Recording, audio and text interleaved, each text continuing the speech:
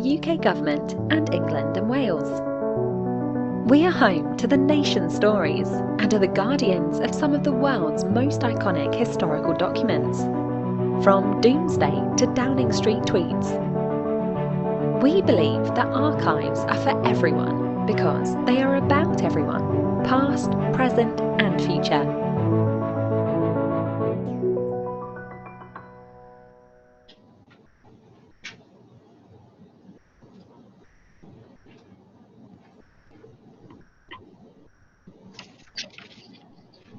Good afternoon and welcome to What's Online, a regular series of online talks from the National Archives. My name is Shona Lowe, I'm the Media Manager here at the National Archives and I'll be facilitating today's talk. Before we get started, just some quick housekeeping. The event will last approximately 1 hour, finishing at 3 p.m. UK time. If you have any technical queries, you can submit these using the Q&A box at the bottom of your screens, and a member of our team will try and assist you. If you're joining the event on a laptop or desktop computer, you can make use of live captioning. This can be enabled by clicking on the CC button at the bottom of your screen, or if you're joining us via a mobile device using the Zoom app, press the More button and then select Show Captions. I'm delighted to introduce our contemporary specialist, Mark Dunton, who today will be taking us through the momentous year 1963. He'll be drawing on our rich archival sources to take you back 60 years ago to the year that the 60s really started to swing. There will be an opportunity for audience questions after the talk, so please submit your questions using the Q&A box at the bottom of your screen. Over to you, Mark. Thank you very much, Shona.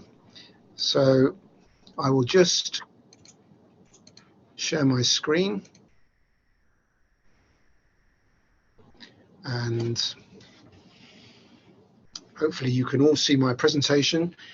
Sensation, Scandal and Shock, 1963. So welcome everyone. Thank you so much for being here today. Now, the winter of 62 to 63 was one of the coldest winters ever recorded in the United Kingdom. The snow began to fall on Boxing Day, 1962. Sorry. I beg your pardon, folks. There's a slight technical hitch, but we'll solve it. Yeah. Okay. Yeah. Okay. I'll start again. Sorry about that. The winter of 1962 to 63 was one of the coldest winters ever recorded in the United Kingdom. The snow began to fall on Boxing Day, 1962, and soon the whole country was affected. The frozen conditions were to persist until March. We are talking about temperatures which, at times, were below -20 degrees C. There were blizzards and massive snowdrifts. There were times when Britain's transport network ground to a halt. Roads became blocked, and so delivery lorries were unable to distribute food supplies, leading to shortages. And remember, most people did not have central heating back in 1963. There were icebergs in the River Medway, and in Poole Harbour, the sea froze over. In Dartmoor, ponies became buried under the snow. There were pronounced effects upon nature, foxes becoming very desperate for food. Author and journalist Juliet Nicholson documents all of this in detail in her excellent book, Frostquake. She writes that, quote, "The winter of 1962 was even colder, longer, and more life-impacting than the remarkable winter of 1947.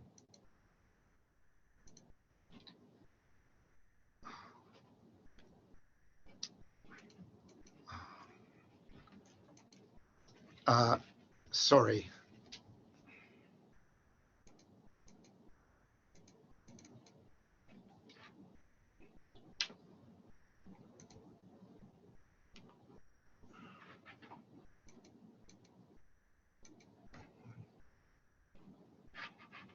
Sorry, folks. There's a technical hitch here. I'm very sorry about this.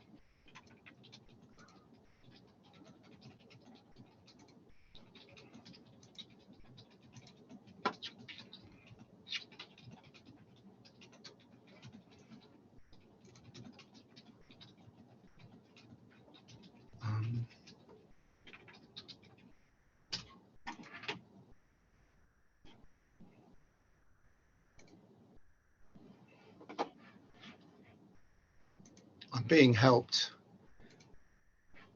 I'm so sorry about the delay. It's the last thing we wanted.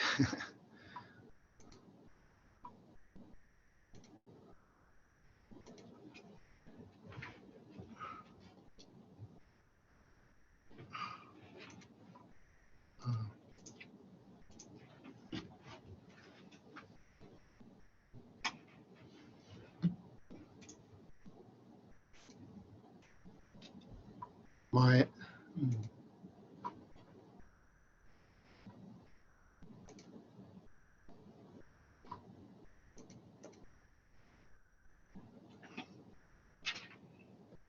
yeah.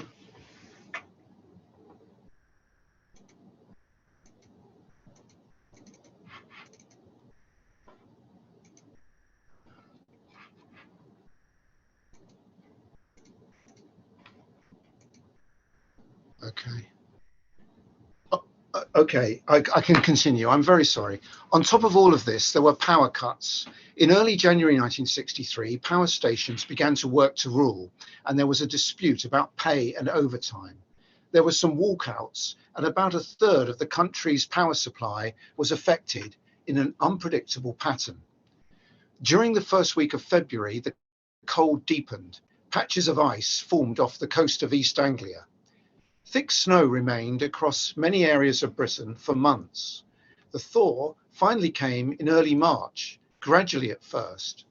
A real turning point was the night of the 5th, 6th of March, which was frost-free. Rain in some parts of the country speeded up the melting process. Crocuses were spotted, and then daffodils by early April, several weeks later than normal.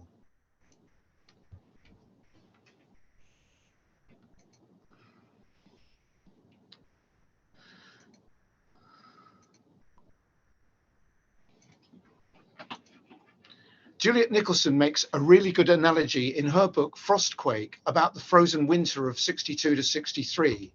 She writes that beneath the frozen surface, a period of incubation was taking place. And I'd like to quote us some more. There are some moments when society, however embedded, shifts on its axis.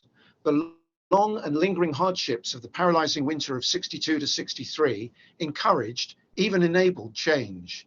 The very effect of shutting down empowered a thawing. Forces of social change that had been building over many years now found their moment of release as they broke through the icy surface. As the country froze, it melted. This is a theme I will be returning to.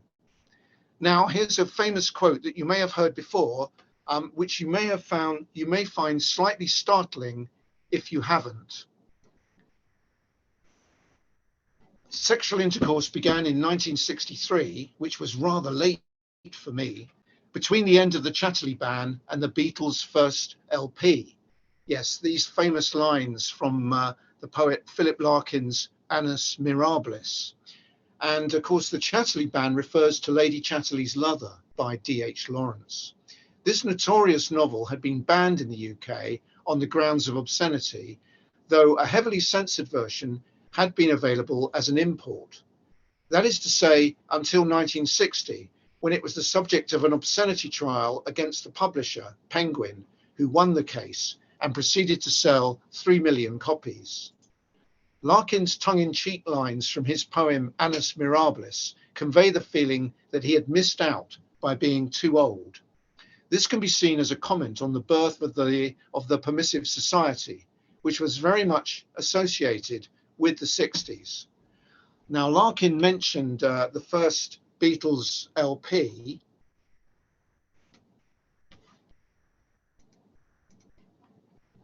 and here it is. Regarding the Beatles, the first spark was Love Me Do, released in October 1962, which peaked at number 17 in the charts in December. It didn't set the world alight, but it sounded fresh and different and punchy.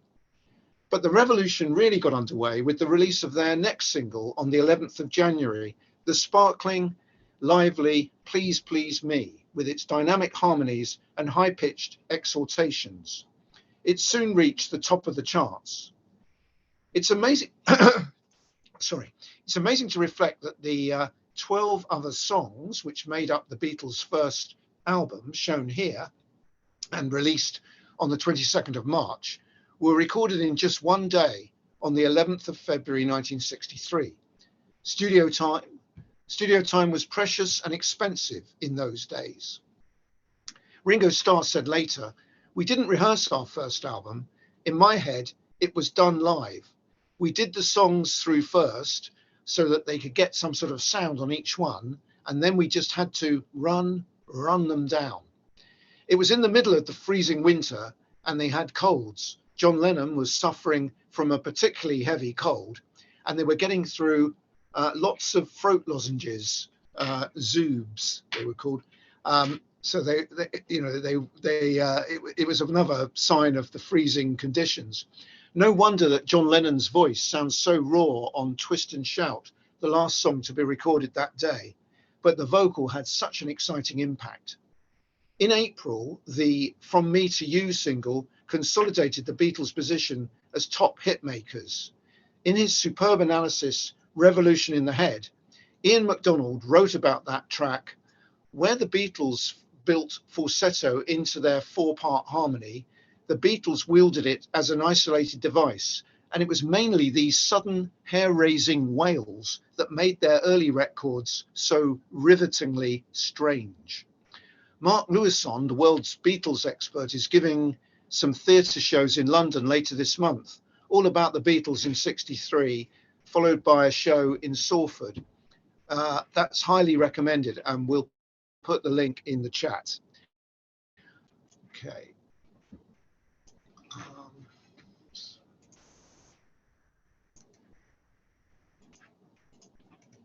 Okay, and here we see the track listing on the back of that landmark first album. This is the CD version. I must admit I haven't got the vinyl for this one. But there was another group getting started around this time. Yes, the Rolling Stones. And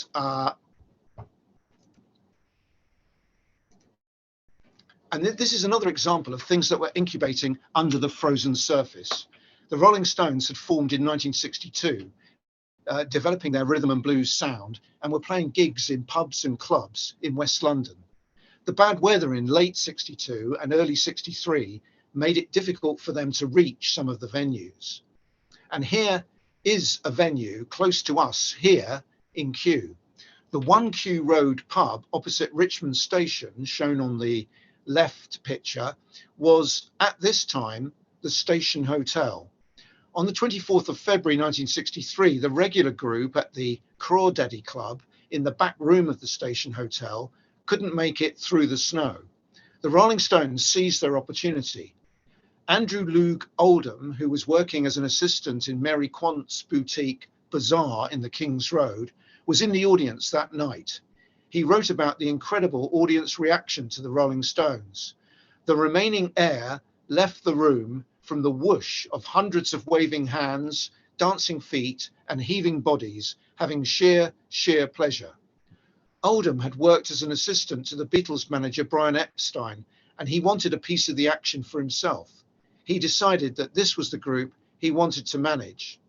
Note that the Beatles came to see the Stones at the Station Hotel in April, as shown by the plaque on the right of the screen. And now we move to the political narrative. A central figure in my narrative about 1963 is Conservative Prime Minister Harold Macmillan, and here's a brief bit of background about him. Now, Macmillan had a very long career in politics, holding key ministerial positions. He became Prime Minister after Anthony Eden resigned in early 1957 following the Suez Crisis, and he did a good job in restoring confidence and repairing relations with the US, which had been severely strained by Britain's actions in the crisis. His high point was the general election of 1959, when he won a landslide majority of 100 seats, and he also made the brilliant Winds of Change speech in 1960 in South Africa, heralding the process of decolonization. Macmillan was a showman, and you can see this in this photo here. Although he had an Edwardian image, and he did wear Edwardian clothes and went grouse shooting on the moors, he actually adjusted quite well to the modern age of television. He was pretty skilled at telling people what they wanted to hear. He had the skills of a salesman. He was rather successful in projecting an unflappable image for a time. He loved reading and he was witty. However, in the early 60s, virtually everything went wrong for him. The economy faltered and he was hit by a series of spying scandals, as we shall see. Now, there was a satire boom in the early 60s, spearheaded by a new generation of talented and irreverent performers, including the brilliant Peter Cook. That Was the Week That Was, which became known as simply TW3, was a TV show of sketches and songs which was broadcast on Saturday nights and which sent up the political and social establishment and targeted political figures such as Macmillan. This was done with wit and cleverness and even an element of affection at times, but it was fundamentally an attack on what the team of satirists perceived as complacency by Britain's ruling class. Their series, which began on the 24th of November 62 and ended on the 28th of December 63, broke new ground in television and comedy. When concerns were conveyed up the government chain in late 62 that the show had gone too far in lampooning the Prime Minister, look at Harold Macmillan's reaction, which is just coming up. In this note, Harold Macmillan writes to the Postmaster General, who had responsibility for television, and he's saying here, "I hope you will not, repeat, not take any action about That Was the Week That Was without consulting me. It is a good thing to be laughed at. It is better than to be ignored. HM 10/12/62. So this note shows that Harold Macmillan had a sense of humour and a sense of perspective. But there was a profound sense of shock when, on the 18th of January, Hugh Gaitskell, leader of the Labour Party and Her Majesty's opposition, died due to complications from a disease known as lupus, age 56. There was a huge outpouring of grief on his death. And it was this man who came out on top of the leadership contest following Gaitskell's passing, Harold Wilson.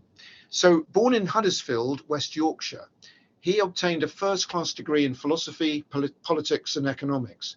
He was elected to Parliament in 1945 and he had a rapid rise, becoming at the age of 31 the president of the Board of Trade in 1947. He resigned his post, however, in April 1951 in protest against the introduction of National Health Service charges for spectacles and dentistry. Wilson was identified with the left of the Labour Party for many years, but he was fundamentally a pragmatic man, a reconciler of the different factions in the Labour Party. On winning the leadership contest, he began to vigorously campaign almost immediately for the next general election, using modern advertising techniques.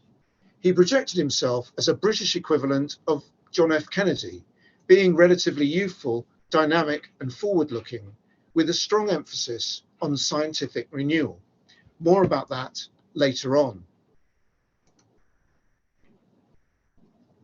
Well, earlier I mentioned spy scandals, and so I guess we better start looking at some of them. Kim Philby was, of course, a member of the Cambridge spy ring. He was a notorious double agent for the Soviet Union during the Cold War. Here's some background on him. Philby became a communist while a student at the University of Cambridge and was recruited in 1934 as a Soviet agent. In 1940, he was recruited through Guy Burgess into MI6, the British Secret Intelligence Service. To cut a long story short, he did a great deal of damage in passing secrets to the Soviet Union during his high-flying career in MI6. The secrets he passed on led to deaths in some cases. After the defections of Guy Burgess and Donald Maclean in 1951, suspicion fell on Philby, and he was relieved of his position as MI6 liaison officer in Washington. In 1955, his name got into the press, and there was a lot of speculation about whether he was he the third man in the Cambridge spy ring. Well, he brazenly denied it, of course, and was exonerated at the time by Harold Macmillan, who was then Foreign Secretary. In August 1956, Philby went to Beirut as a Middle East correspondent for The Observer and The Economist. But his journalism actually served as cover for renewed work for MI6. In the winter of '62, his long-standing friend and MI6 colleague, Nicholas Elliott, who had defended Philby through thick and thin, had finally been convinced that Philby was indeed a traitor, and he went out to Beirut to confront him and obtain a confession. This happened around the 12th of January 1963. It was a highly dramatic confrontation. Ben McIntyre is brilliant about all of this in his book, A Spy Among Friends. Elliott managed to obtain what transpired to be a very incomplete, partial confession. And then Elliott flew out of Beirut, leaving Philby unguarded in Beirut.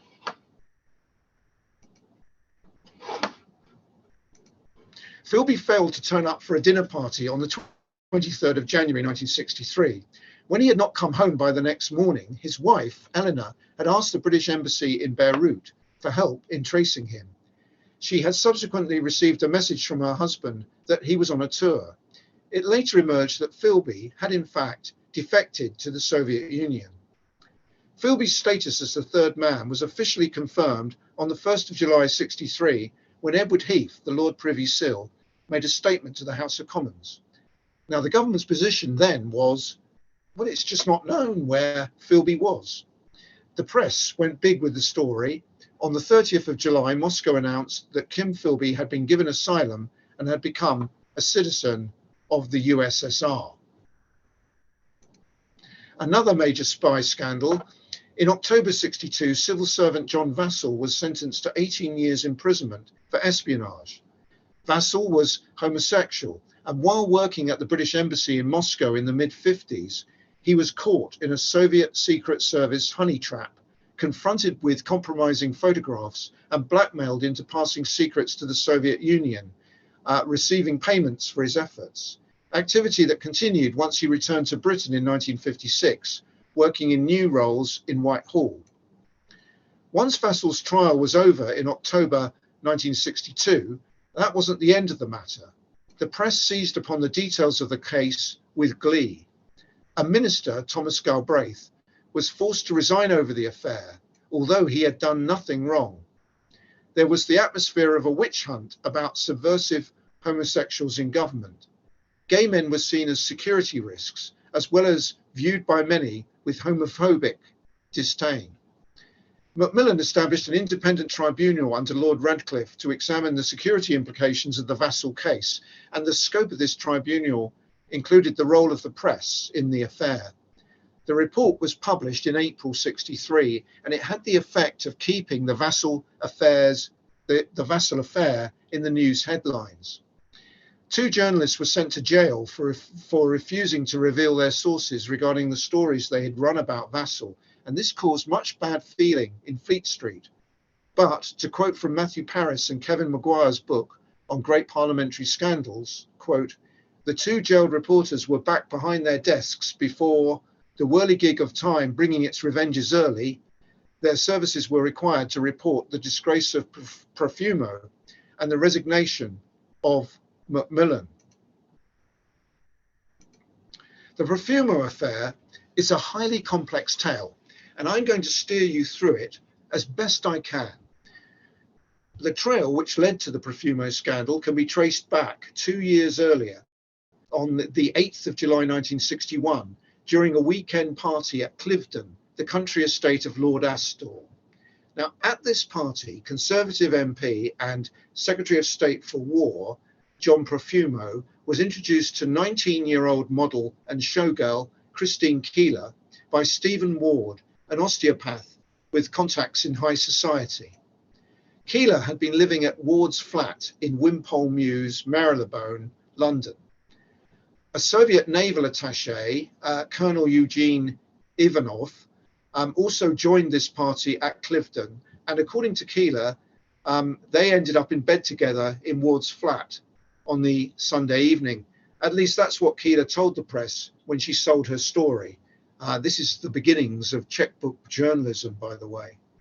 Now, there is some doubt as to whether Keeler and Ivanov did actually go to bed together, or whether they just consumed a bottle of Ivanov's vodka that night.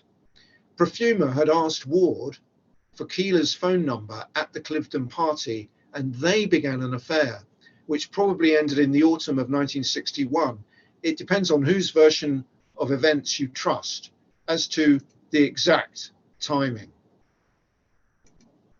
Now, the spark which lit the fuse leading to the scandal exploding was a shooting incident in December 62.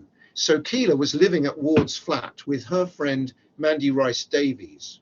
The flat at 17 Wimpole Mews in Marylebone is shown here. It's above those garage shutters. It's not particularly attractive from its exterior view, but I think that the interiors were quite nicely furnished.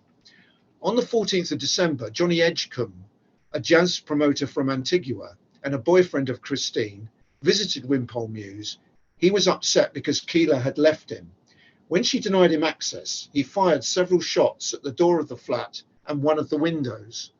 The police were called, and Edgecombe was remanded on trial on a charge of alleged murder, attempted murder. The press began to sniff around, starting to make connections, and then Keeler was approached to sell her story. The press were reluctant to publish at first, having had their fingers burnt by the Vassal scandal, but the story gradually gathered more and more momentum, and questions started to be asked in Parliament. On the 22nd of March 63, Profumo stated that there had been no impropriety whatsoever in his relationship with Keeler, but the revelations kept coming, and on the 4th of June, Profumo resigned, admitting with deep remorse that he had deceived the House of Commons. By this time, the scandal was supercharged. Lucky Gordon, a West Indian ex-lover of Christine Keeler, went on trial for causing her grievous bodily harm. This was a false allegation by Keeler, who had been beaten up by someone else entirely. Keeler turned up for the trial in the Old Bailey in a Rolls Royce. On the 8th of June, Ward was arrested, and the charge read, on diverse dates between January 1961 and June 1963, having knowingly lived wholly or in part on the earnings of prostitutes at 17 Wimpole Mews, W1. So Ward was accused of being a pimp, living off the earnings of prostitutes. The press became full of salubrious stories of orgies in London's high society. And of course, all of this scandal was very damaging to the Conservative government. In a debate in Parliament on the 17th of June, it was repeatedly asserted by MPs that Keeler was a prostitute. She was not, and neither was Mandy Rice Davies. Keeler was described as a harlot, a tart, and a whore. The security risk angle, Keeler going to bed with the Secretary of State for War and a Russian spy, this angle was skillfully exploited by leader of the opposition, Harold Wilson. And of course, this was at the height of the Cold War, so fears about Soviet espionage were very much to the fore. On the 21st of June, Macmillan set up a new inquiry under Lord Denning. His report, published in October, was an instant bestseller. It attributed much of the blame for the whole business on Ward, and the report was preoccupied with the sexual aspects rather than the security issue.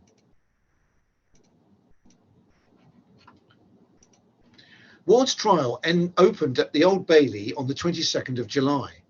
Keeler and Rice-Davies were booed and jeered and spat upon as they made their entrances and exits. Ward had to also run the gauntlet, entering and leaving court. There was an atmosphere of moral panic. It was during this trial that Mandy Rice-Davies delivered a particularly famous one-liner when it was put to her that Lord Astor denied having an affair or even knowing her. Well, he would, wouldn't he? The courtroom burst into laughter. There was no actual evidence, by the way, that Ward was living off immoral earnings. The fact that Christine Keeler had committed perjury in the trial of her former lover, Lucky Gordon, was not revealed to the jury. On the 30th of July, the judge began his summing up, which was highly critical of Ward. He described him as a man who had plunged the very depths of lechery and depravity. That night, Stephen Ward took an overdose of barbiturate, which is like a sort of sleeping pill draught, and he fell into a coma. He was taken into hospital the next morning. The judge refused to halt the trial, and the jury found Ward guilty in his absence on the charges of living off the earnings of prostitution, while acquitting him of several other counts. Sentencing was postponed.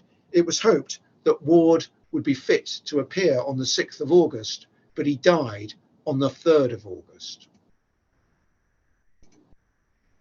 Well, let's just now look at some of these characters in some more detail. So, Stephen Ward, he was the son of a Hertfordshire vicar. His character was, he was amusing, clubbable, charming, charismatic. He had a rich, cultured voice. He liked to please people. He was highly talkative. And by all accounts, he held rather naive, starry-eyed views about the Soviet Union. As well as being a skilled osteopath, he was a talented artist. He specialized in portraits, and he drew many famous people, including Prince Philip and Princess Margaret. So the image on the right shows Sophia Loren. That is his work. For some time, Ward lived in a studio flat in the Bayswater Road. Richard Davenport Hines wrote about this period in Ward's life in his book about the Profumo scandal called An English Affair. I quote from it: "He let women stay there without the aim of taking them to bed, because he liked their clutter of underwear, stockings and makeup. Christine Keeler lived with him at Orme Court in a companionate way without any sexual activity between them." So Keeler and Ward were never lovers. It was more like a brother-sister relationship. Some people who knew Ward at this time speculated about his sexuality, suggesting he might have been gay. However, there is quite a lot of anecdotal evidence that he had a string of girlfriends that he did have sexual relations with. Some see him as an exploiter of young girls who came to who were attracted to the bright lights of the city. But I just don't know if that is a fair assessment of him. Captain Eugene Ivanov. So he arrived in London in April 1960 as an assistant naval attaché at the Soviet embassy. He was handsome and he loved to drink. In old-fashioned parlance, he might be referred to as a ladies' man. A phrase that grates nowadays, I admit. In January 1961, he was introduced to Stephen Ward at a club, and they became friends. Ward enjoyed his company greatly. Ivanov was actually a Soviet military intelligence officer, a spy, and being assistant naval attaché was cover for this. Ivanov was under MI5 surveillance, so it was only a matter of time before the security service became aware of his friendship with Ward. Keith Wagstaff, an MI5 officer operating under the name Woods, met Ward for lunch on the 8th of June 61 and discussed his friendship with Ivanov. He wrote afterwards, Ward, who has an attractive personality and who talks well, was completely open about his association with Ivanov. Despite the fact that some of his political ideas are certainly peculiar and are exploitable by the Russians, I do not think that he, that's Ward, is of security interest. Woods went on to have 2 further meetings with Ward. Although the Foreign Office used Ward as a useful go-between with the Soviet embassy in 1962, including during the Cuban Missile Crisis, Ward was not an agent for MI5, something I can state categorically having looked at the files. I'm sorry to disappoint the conspiracy theorists. MI5 were just interested in Ward because of his friendship with Ivanov, and they warned him to be alert in his dealings with him and to report any indication that Ivanov was trying to exploit his friendship. MI5 did not view Ward as a security risk, but they did worry that he might be indiscreet unintentionally, as he was so talkative.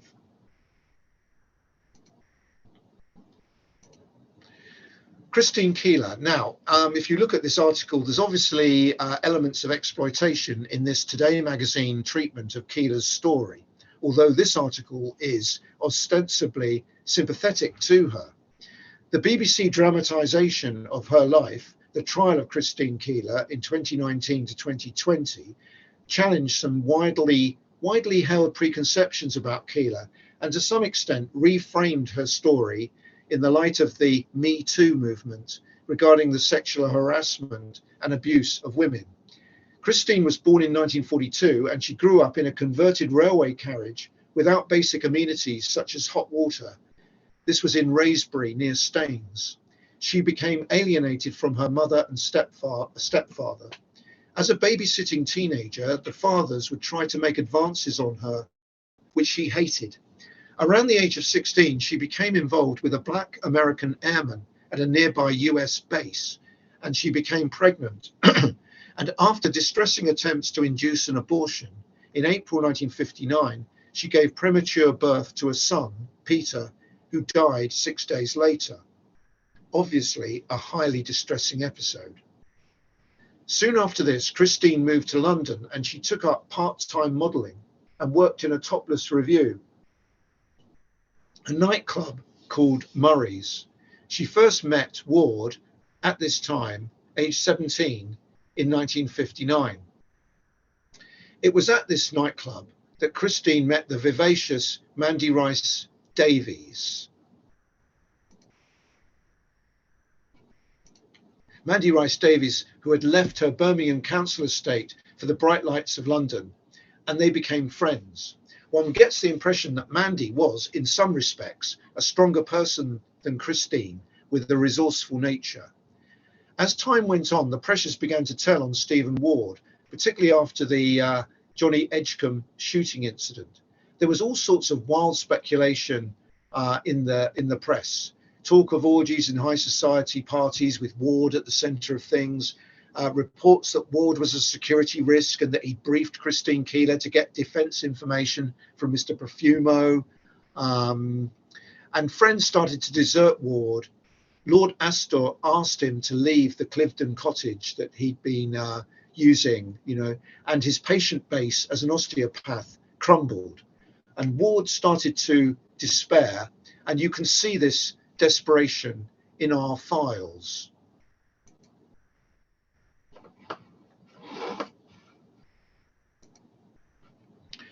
So this is the transcript of a meeting that Ward had with Timothy Bligh. He was the Prime Minister's principal private secretary on the 7th of May, 63.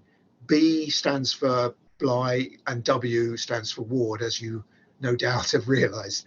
So Ward says, I fear this situation is, I don't know, I think it's bad. And I'll tell you why I think it's bad. Because if you were in my position, you would feel as if you were being assassinated at this moment.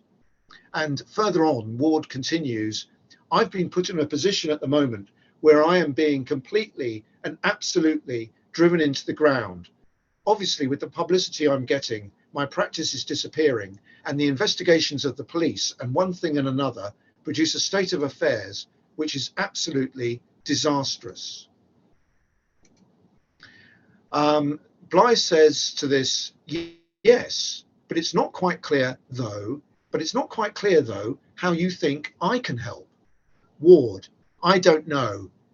He says, I'm interested in clearing my name. This is the only thing I'm interested in. I'm interested purely in clearing my name.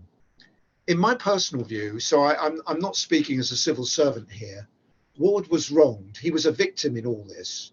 He was made a scapegoat. He was not a pimp living off immoral earnings, and Christine Keeler and Mandy Rice Davies were not prostitutes.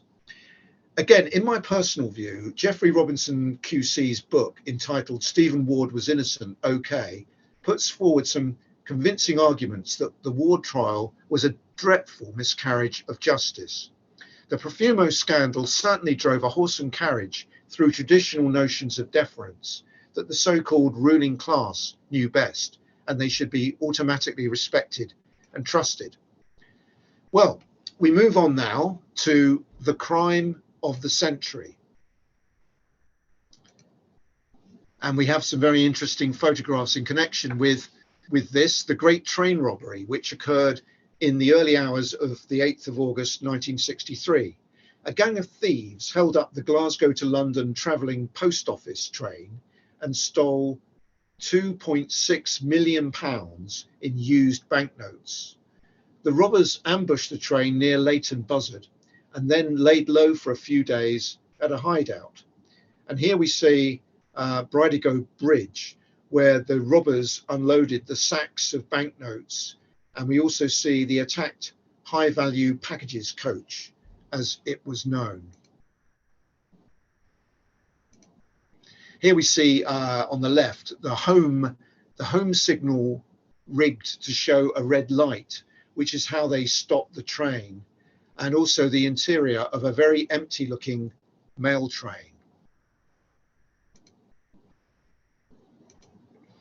The gang laid low, as I say, for a few days at a hideout, Leverslade Farm, and the gang, full of joyful exuberance, shared out the cash.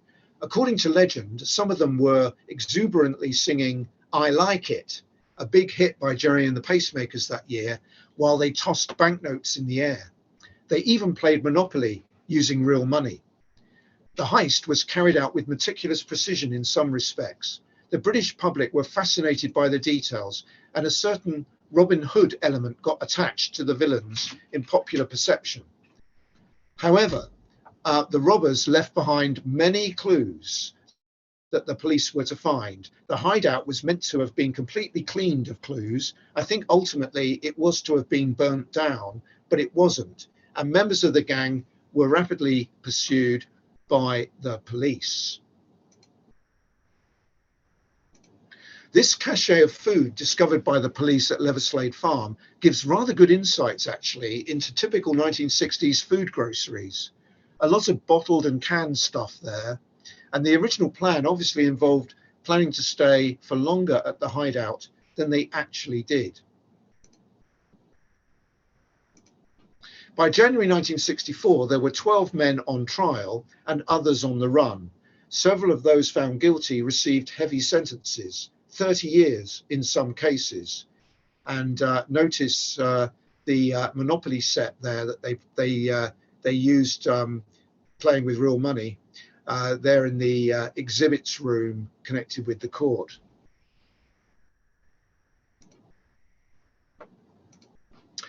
Here you can see Buster Edwards and Bruce Reynolds, often referred to as the mastermind behind the Great Train Robbery, Bruce Reynolds. And also a much later photo of Ronnie Biggs, taken in 1974 when he was residing in Brazil. Well, back to the political narrative now. And on the 1st of October 63, Harold Wilson delivered a brilliant speech at the Labour Party conference in Scarborough, offering an exciting, optimistic vision of the future, looking forward to a period of rapid technological and scientific change with an emphasis on national planning. He promised a Ministry of Science and to organise industry so that scientific research could be applied to production. When in government, Wilson's grand ambitions around national planning and renewal were to founder. But his stirring rhetoric at Scarborough had a galvanising effect on those who heard it. It united the Labour Party behind him. And so there's this famous quote from Wilson: "The Britain that is going to be forged in the white heat of this revolution will be no place for restrictive practices or for outdated methods on either side of industry.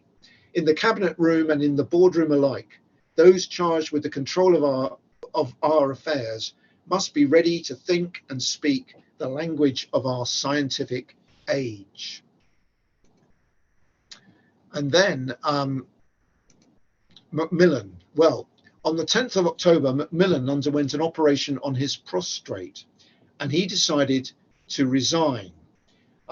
Historians have debated whether or not this was because he thought he had a malignant cancer. He didn't. Perhaps he was just exhausted and depressed by the sheer run that had been of spying scandals and other problems. Anyway, after a great deal of manoeuvring and jostling during the Conservative Party conference which followed, Sir Alec Douglas Hume emerged as the new British Prime Minister.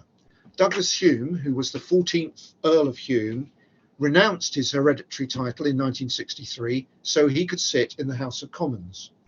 It was easy for Harold Wilson to portray him as a sort of out-of-touch, grouse-moor-loving, aristocratic Tory, but by all accounts, Hume had a strong sense of duty and a fundamental decency.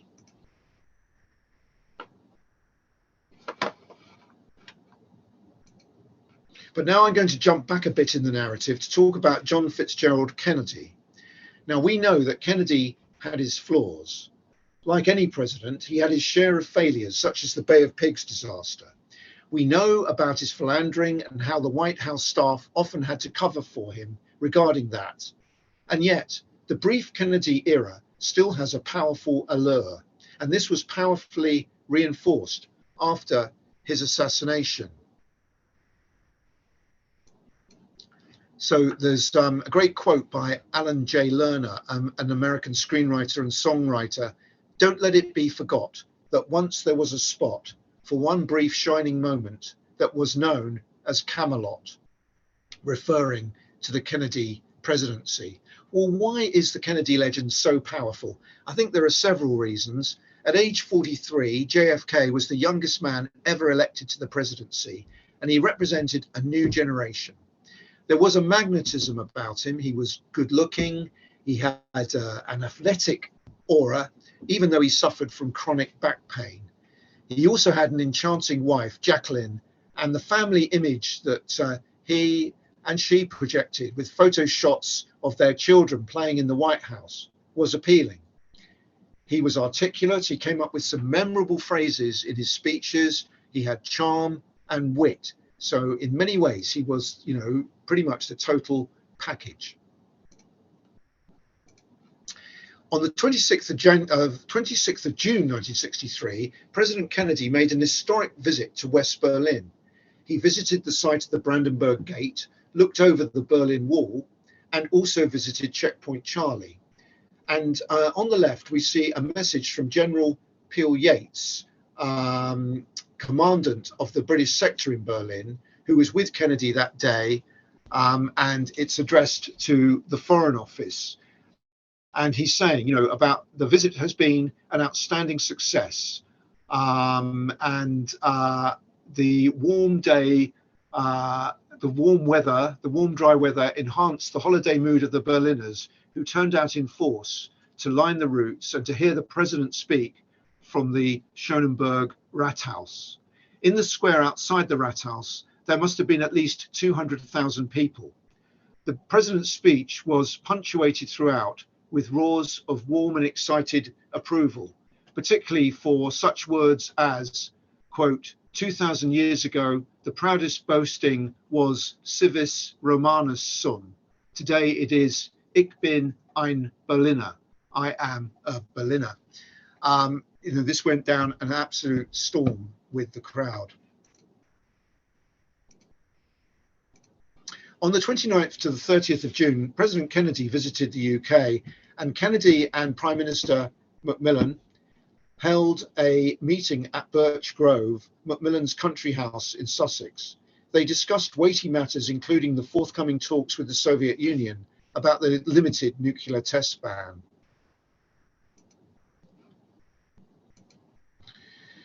In this letter and telegram addressed to the President, note that it is addressed "Dear Friend."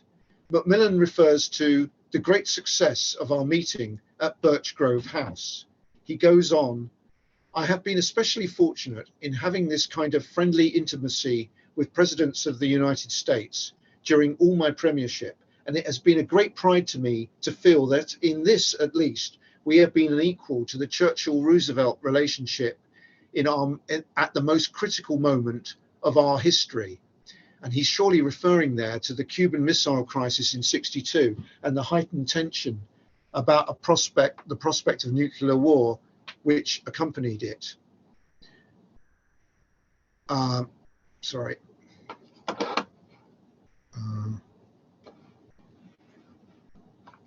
Sorry. Yeah. Of course, Macmillan was not to know that the Birch Grove visit would be the last time that he would see JFK. On the 22nd of November '63, the President and First Lady Jacqueline Kennedy visited Dallas, and his aim in visiting was to bring Democrats together in the state of Texas prior to the forthcoming election in 1964. And then this happened.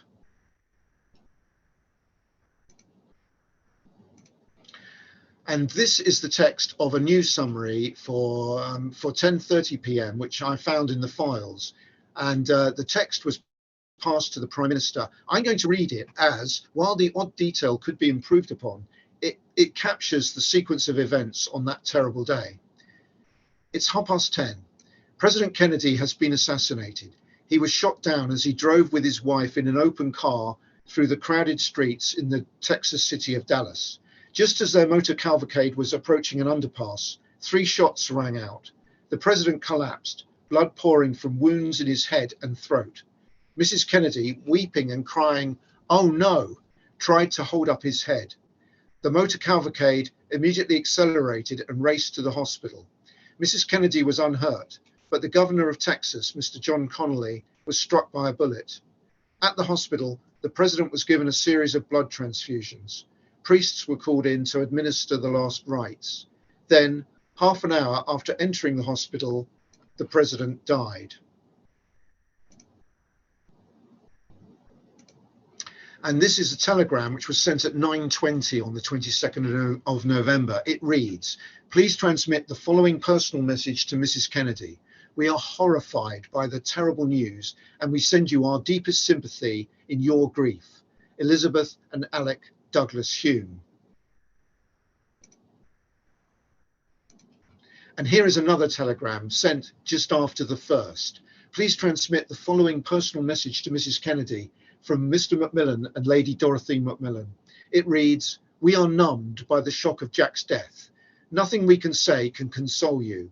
All we can do is to send you our best love. Signed, Harold and Dorothy Macmillan." These are obviously very heartfelt messages.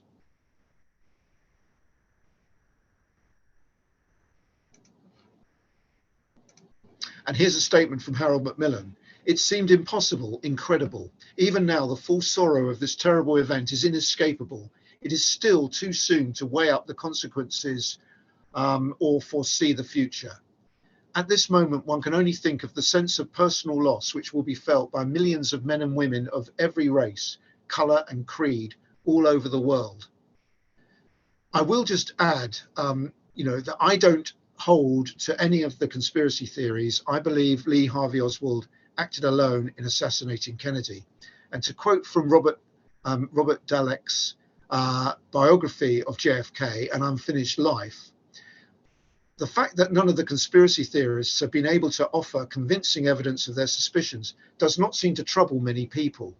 The plausibility of a conspiracy is less important to them than the implausibility of somebody as inconsequential as Oswald having the wherewithal to kill someone as consequential, as powerful and well guarded as Kennedy, to accept that an act of random violence by an obscure malcontent could bring down a president of the United States is to acknowledge a chaotic, disorderly world that frightens most Americans. And the reverberations of the Kennedy assassination have echoed down the generations. And you can see this. I mean, if you look at these lyrics from Seconds by the Human League, which appeared on the Dare album in 1981, they repeat the lines, "It took seconds of your time to take his life. It took seconds." These lyrics are so powerful because they're so direct, matter of fact, and stark. And also the Dream Academy in their 1985 hit, maybe some of you remember this, it was called Life in a Northern Town, and it referenced JFK and the Beatles. The song did spark a little debate, though, about which winter they were referring to. Was it the harsh winter of 62 to 63, or the winter of late 63 going into 64? Anyway, a new story now. And I wonder how many of you out there know this, that the first ever episode of Doctor Who, starring William Hartnell as the Doctor, was broadcast the day after Kennedy's assassination on the 23rd of November, 63. It was transmitted at 5:16 p.m., 1 minute late due to the latest news about the Kennedy assassination. It opened a story which ran for 4 episodes entitled An Unearthly Child. Doctor Who gradually gained in popularity, and the futuristic interior of the TARDIS was certainly one attraction. And the appeal of the show was cemented, of course, by the Daleks, who first appeared on the 21st of December, when you just saw an arm bearing a sucker pointing to Jacqueline Hill, who played history teacher Barbara Wright, in a cliffhanger ending to that particular episode. I'd just like to show you now these TV listings for the 23rd of November 63, which came from the Daily Mirror. Just 2 channels in those days, and of course no catch-up TV then. It's just interesting to note BBC TV has Grandstand, the sports programme, in its traditional Saturday afternoon place starting at 1 o'clock.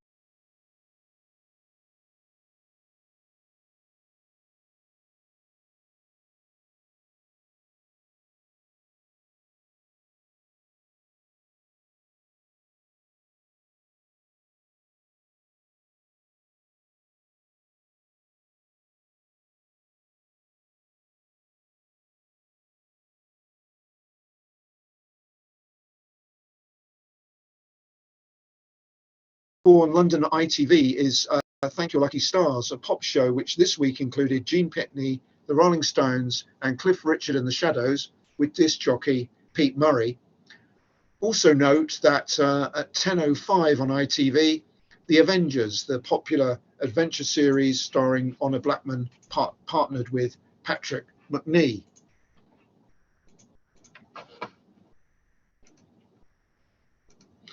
And also, you remember that I used that quote from Frostquake by Juliet Nicholson earlier, talking about how during that harsh winter of 62 to 63, under the frozen surface, a period of incubation was taking place.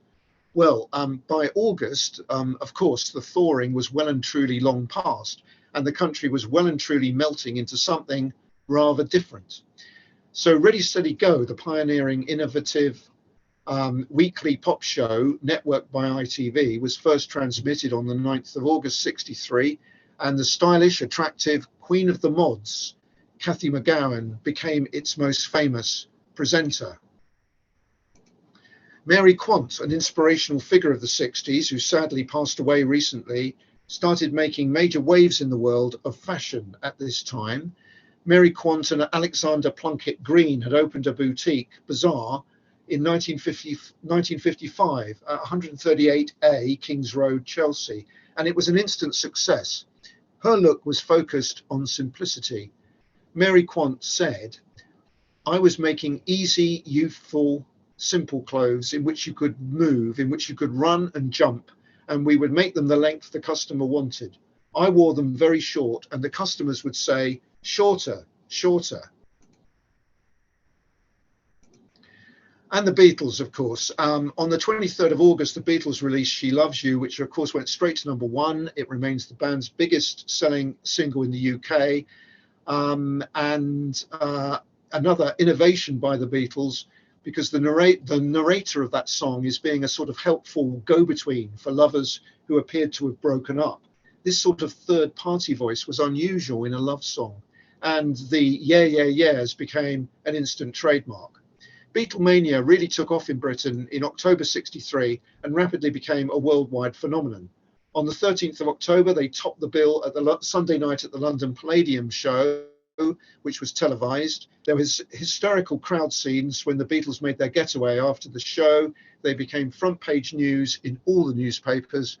On the 4th of November, they performed at the Royal Variety Performance when John Lennon made his famous jokey remark, "The ones in the cheap seats clap their hands," and then he made a nod to the royal box. "The rest of you just rattle your jewellery." It was cheeky but lovable. The nation fell in love with John, Paul, George and Ringo. Those four names still mean a massive amount to their fans, including successive generations. On the 29th of November, I Want to Hold Your Hand was released, another #1 absolute smash. It went to #1 for 5 weeks. Nowadays, we're so familiar with these tracks, we almost take them for granted. But if you really listen to these early hits, you can still appreciate the innovations the Beatles were bringing to pop music. I'm not a musician, but I recognise it's a very strange and unusual chord they are using when they reach the word hand in the climactic parts of that song. I think it was Bob Dylan who, praising them, commented that their chords were outrageous. Anyway, what a way for the Beatles to round off the year with another smash hit. America Beckoned.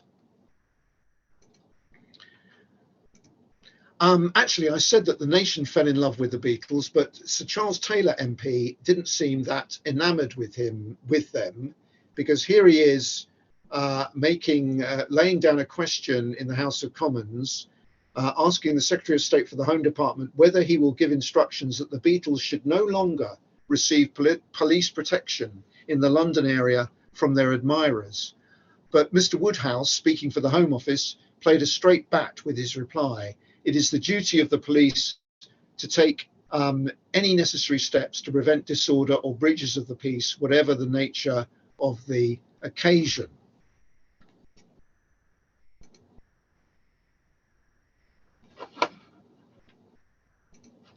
So this was 1963, a year I'm sure you'll agree with me was packed full of incident. There were other highly significant events that I'd like to have included, but there just wasn't time. So I've put them on this slide. Charles de Gaulle's famous non, non, non speech, the death of Sylvia Plath, the report by Dr. Richard Beeching on the reshape of British railways, leading to the phrase Beeching's Axe, and Martin Luther King's famous I Have a Dream speech in Washington on the 28th of August. In this talk, my selection of documents has illustrated, I hope, how the holdings of the National Archives, the UK Government Archive, can provide rich insights into our modern history. And the excitement surrounding pop music in 1963 carried over into 1964, with the Beatles leading the way. And as we know, the excitement was sustained as Britain progressed through a golden cultural era, a time when we led the world in pop, fashion, films, and even football. Thank you so much for listening. I do apologise again for the technical mishaps at the start, but I hope you've enjoyed my talk. Thank you so much.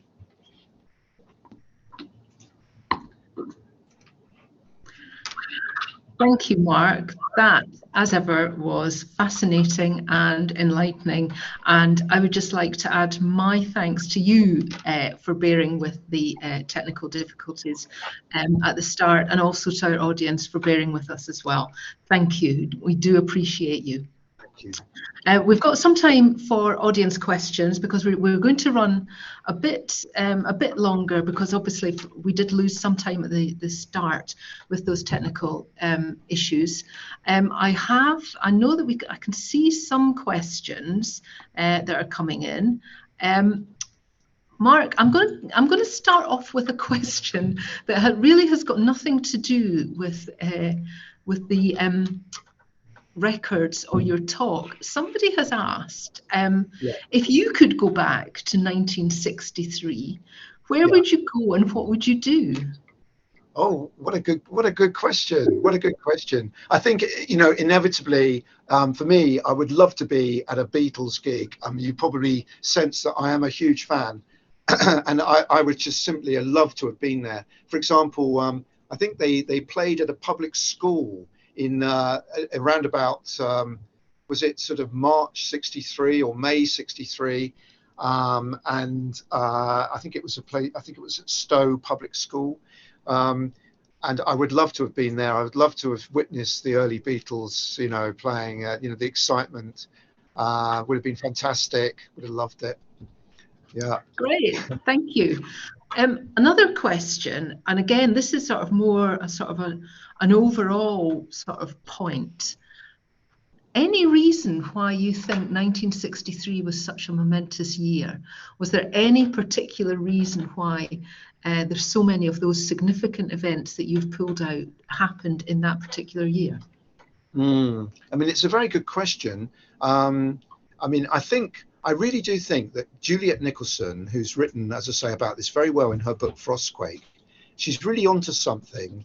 I like the way that she uses a metaphor about frozen Britain. It really was completely frozen from Boxing Day 62 to March 63 in a cocoon.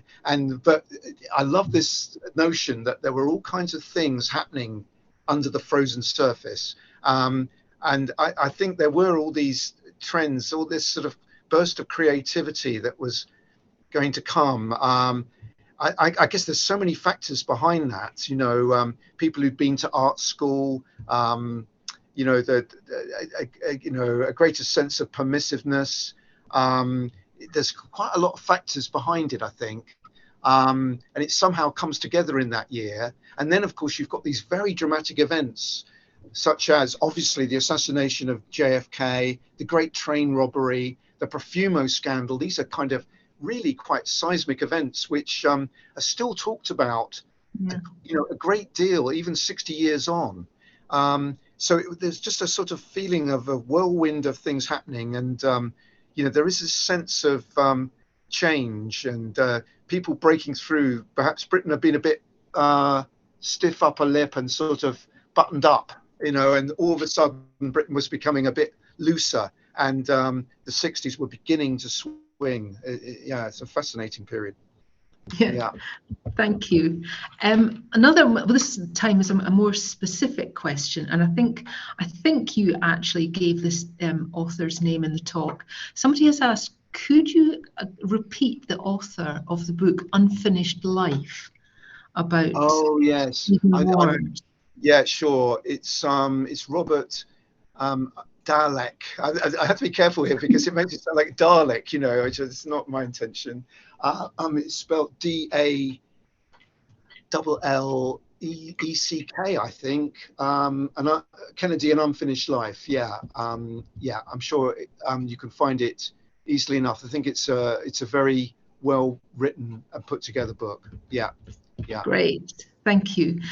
We don't have too many more questions, but we do have some people who have been sharing their memories of going to Beatles gigs, of where they were when they heard Kennedy had been assassinated. So thank you to everyone there who's shared some of their memories. I think we may have time for one more question if anybody wants to get in. There's certainly lots of thanks, Mark, Oh, that's great. People have That's found great. it really interesting. Thank you. And I think you've definitely taken us all a trip down memory lane in the last hour. Great. Great. Well, that Okay. was my intention. Good. Fabulous. Okay, we haven't had any more questions. We've just got some people saying thank you very much and thanks for the fabulous sort of run through of that year. So on behalf of everyone, I am going to give a huge thank you again to Mark. I also want to thank our behind the scenes team. They were working particularly hard.